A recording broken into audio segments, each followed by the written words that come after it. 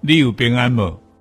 台湾王爷宗庙南昆生大天府原定2021国家重要名胜南昆生大天府五府千岁夜定演艺活动，因为受到新冠肺炎的影响，为了避免根据原本要展延举办，后来经过庙方研究讨论后，为传达宗教抚慰心灵以及王爷济世救人的精神。特别伫疫情趋缓降级后，改为线顶直播庆典的方式。活动由知名音乐人许常德策划直播节目的内容，并首创结合全球昆星王联谊会的10间王爷庙、台北大府殿、台北定北宫、花莲大天府、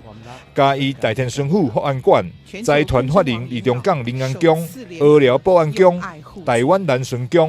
高雄哈马星大天宫、泰国暹罗大天宫，以及这次主办单位台湾王爷宗庙南昆生大天府，专程以夜定演艺、初心、合作以及主题曲首播等4大主题来做呈现。8月14号是农历的七夕情人节，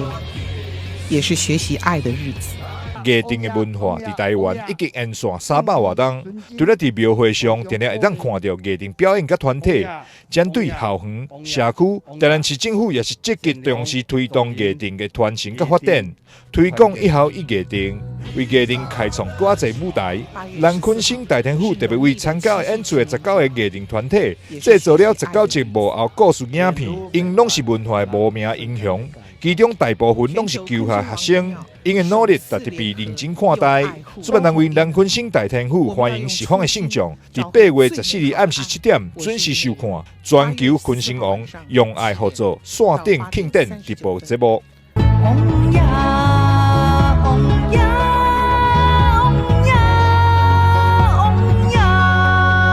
台南新闻张硕伟采访报道。